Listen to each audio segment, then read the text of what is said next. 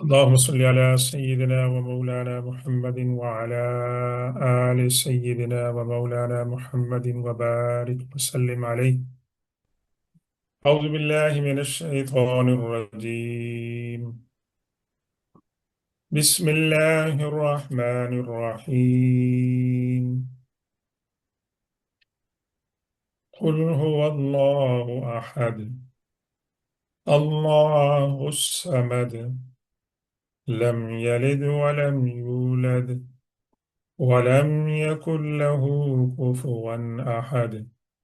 صدق الله مولانا العظيم وبلغنا رسوله النبي الأمي الأمين الكريم، ونحن على ذلك لمن الشاهدين والشاكرين، والحمد لله رب العالمين. السلام علیکم ورحمۃ اللہ تعالی وبرکاتہ۔ ہمارے آج کے درس کا آغاز قرآن پاک کی سورت نمبر 112 سورت الاخلاص سے ہو رہا ہے، اور اس سورت کے بارے میں دو رائے ہیں۔ ایک رائے یہ ہے کہ یہ مکی سورت ہے، اور ایک رائے یہ ہے کہ یہ مدنی سورت ہے، اور تیسری رائے یہ ہے کہ اوریجنلی یہ مکی صورت ہے، لیکن دوبارہ ریویل ہوئی مدینہ پاک میں، کہ اس کا بیک گراؤنڈ شان نزول کے بارے میں مختلف اقوال ہیں۔ مثال کے طور پر ایک قول کے اندر مشرکین مکہ نے حضور پاک صلی اللہ علیہ وسلم سے یہ فضول سوال کیا کہ نعوذ باللہ، اللہ سبحانہ و تعالیٰ از میڈ آف وٹ؟ اللہ تعالیٰ کس چیز سے بنے؟ سونے سے بنے ہیں، کسی دھات سے بنے ہیں؟ اور کوئی دیہاتی آیا، اس نے بھی اللہ کے رسول صلی اللہ علیہ وسلم سے اس طرح کا سوال کیا۔ تو اس وجہ سے کچھ مفسرین کہتے ہیں کہ یہ مکی صورت ہے، اور جو مفسرین کہتے ہیں کہ یہ مدنی صورت ہے، ان کی رائے میں دو روایتیں ہیں کم از کم۔ ایک تو یہ ہے کہ آ، مدینہ کے اندر یہود نے حضور پاک صلی اللہ علیہ وسلم سے یہ سوال کیا کہ اللہ تبارک و تعالیٰ، ایک سوال تو یہ کیا کہ نعوذ باللہ اللہ کو کس نے بنایا ہے؟ تو اللہ کے رسول اس پہ بہت ناراض ہوئے، اور جبریل علیہ السلام آئے اور انہوں نے آپ کو تسلی دی کہ آپ نرمی اختیار کریں، ان کی گستاخی کا جواب اس طرح نہ دیں۔ اور دوسری روایت میں ہے کہ انہوں نے آپ سے پوچھا کہ اللہ تبارک و تعالیٰ از میڈ آف وٹ؟ نعوذ باللہ اللہ تعالیٰ کس چیز سے بنا ہے، اس کی ماہیت کیا ہے، اس کی اصلیت کیا ہے۔ اور تیسری روایت یہ ہے کہ نجران کے عیسائیوں کا، پادریوں کا جب وفد آیا تھا، تو انہوں نے اللہ کے رسول صلی اللہ علیہ وسلم کے ساتھ اور جو باتیں کی تھی، ان میں ایک بات یہ بھی تھی کہ آپ ہمیں اپنے اللہ کے بارے میں بتائیں کہ اللہ تبارک و تعالیٰ کس چیز سے بنا ہوا ہے۔ تو یہ سوال جو تھا، یہ ایک سوال تھا، ٹرکی سوال تھا، اور اللہ تبارک و تعالیٰ نے ان تمام اعتراضات اور جوابات کے مقابلے میں یہ مختصر سی صورت نازل فرمائی۔ یہ ایسی مختصر صورت کہ جس کو 1/3 آف دا قرآن کہا گیا ہے، اور جس کے تقریباً 20 نام ہیں، 20 ٹائٹل ہیں۔ اور اس میں دیکھیں کہ اس صورت کو اخلاص کہتے ہیں، لیکن اخلاص کا لفظ صورت کے اندر کہیں ذکر نہیں ہے بس۔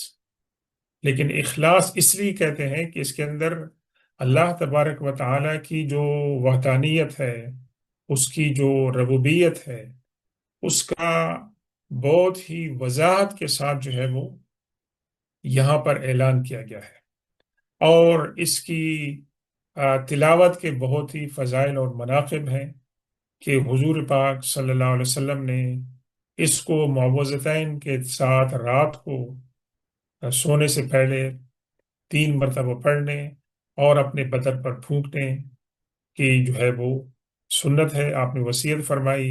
اسی طریقے سے آپ فجر کی نماز کے بعد اور مغرب کی نماز کے بعد اس کو 3 مرتبہ پڑھیں گے، قل یا ایھا الکافرون، قل هو اللہ احد، اور سورہ فرق اور سورہ ناس کے ساتھ۔ اور باقی نمازوں میں فرض نماز کے بعد آپ اس کو آیت الکرسی کے ساتھ آ، اس کو ایک ایک مرتبہ جو ہے وہ پڑھیں گے۔ اور ایک روایت میں آتا ہے کہ حضور پاک نے فرمایا کہ جو شخص سورہ اخلاص کو 10 مرتبہ پڑھے گا، اللہ تبارک و تعالیٰ اس کے لیے جنت کے اندر جو ہے وہ گھر بنائے گا۔ اور بزرگان دین نے اس کے بہت سے وظائف بھی جو ہے وہ بیان کی ہے۔ تو یہ صورت جو ہے وہ برکت والی ہے، اور صحابہ کرام بھی اس کو جو ہے کثرت کے ساتھ اس کی تلاوت فرماتے تھے۔ تو اللہ تبارک و تعالیٰ نے آپ سے یہ حکم فرمایا، قل، کہ اے رسول صلی اللہ علیہ وسلم آپ فرما دیں، هو اللہ احد، اللہ تبارک و تعالیٰ کی سب سے بڑی تعریف یہ ہے کہ وہ احد ہے۔ اب اس کے اندر عیسائیت کا بھی جو ہے انکار ہے کہ وہ حضرت عیسیٰ علیہ السلام کو اللہ کا بیٹا کہتے ہیں۔ یہودیت کا بھی انکار ہے کہ حضرت عزیر علیہ السلام کو اللہ کا بیٹا کہتے ہیں۔ کفار اور مشرکین کا بھی انکار ہے کہ وہ ملائکہ کو اور بتوں کو اللہ کے بیٹے کہتے ہیں۔ مجوسیت کا بھی جو ہے وہ انکار ہے۔ یعنی ہر لحاظ سے توحید کی جو بہترین ڈیفینیشن ہو سکتی ہے، oneness and unity of God, وہ یہ ہے کہ اللہ تبارک و تعالیٰ جو ہے احد ہے، اس کے ساتھ کوئی شریک نہیں ہے۔ اور اس کے بعد پھر کیا فرمایا؟ اللہ الصمد۔ اور یہ جو لفظ سمد ہے، اس کی تشریح میں بھی بہت زیادہ اقوال ہے۔ صاد، میم اور دال کا ایک مفہوم یہ ہے کہ جو ہر قسم کی مدد سے، محتاجی سے بے نیاز ہو۔ اور دوسرا یہ ہے کہ الصمد کا، کہ جس کی طرف تمام مخلوق جو ہے وہ جھکتی ہے، اور اس کی بارگاہ میں اپنی ضرورتوں کو جو ہے وہ پیش کرتے ہیں۔ اور دوسرا یہ ہے، تیسرا معنی، کہ الثمرت سے مراد وہ ذات ہے کہ جس کے پاس پیٹ نہیں ہے، جو کھانے پینے اور دیگر جو انسانی ضروریات اور کمزوریاں ہو سکتی ہیں، ان تمام سے اللہ تبارک و تعالیٰ جو ہے وہ مبرہ ہے۔ تو اس کے اندر ایک تو اللہ تبارک و تعالیٰ کی وحدانیت، دوسرا اللہ تبارک و تعالیٰ کی بے نیاز ہے، اور مخلوق کی طرح اس کے اندر جو ہے وہ کوئی ایسی جو ہے وہ بات نہیں ہے۔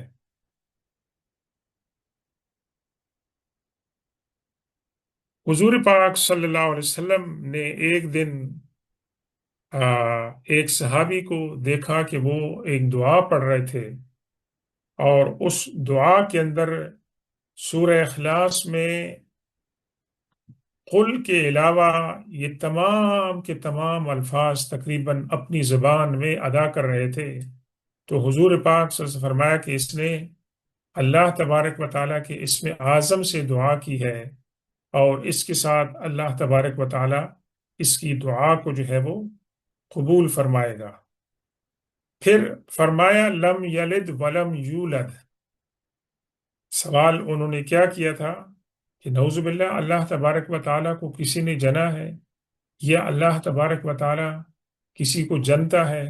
تو یہ اس میں یہودیت کا، مسیحیت کا، مجوسیت کا، اور مکہ کے جو مشرکین تھے اور کفار تھے، ان کے تمام باطل جو نظریات تھے، ان کا جو ہے وہ رد ہے کہ اللہ تبارک و تعالی نہ تو اس نے کسی کو پیدا کیا، مطلب ہے کہ اولاد کے طور پر، اور نہ ہی اس سے کوئی پیدا ہوا۔ تو یہ اللہ تبارک و تعالی کو منزہ جو ہے وہ قرار دیا گیا ہے۔ وَلَمْ يَكُنْ لَهُ كُفُوًا أَحَدٌ، اور کوئی بھی اللہ تبارک و تعالیٰ کے برابر یا اس کی طرح نہیں ہے۔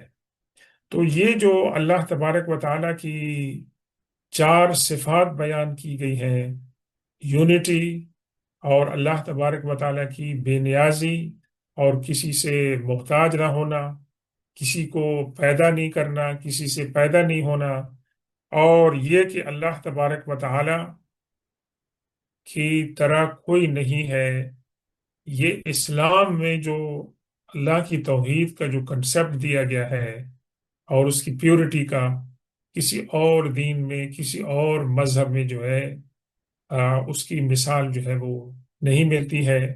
اور یہ عظیم الشان صورت ہے۔ جس طرح میں نے عرض کیا کہ اس کے مکی اور مدنی ہونے کے بارے میں جو ہے مختلف روایات ہیں، لیکن یہ کہ بھئی آ، اس کا جو پیغام ہے وہ مکہ کے دور کے اندر بھی اسی طرح تھا، اور مدینہ دور کے اندر بھی اسی طرح مختلف حالات میں۔ تو اللہ تبارک و تعالی ہمیں اس صورت کو کثرت سے اس کی تلاوت کرنے اور اس کے اندر جو برکتیں ہیں ان کو سمیٹنے کی توفیق عطا فرمائے۔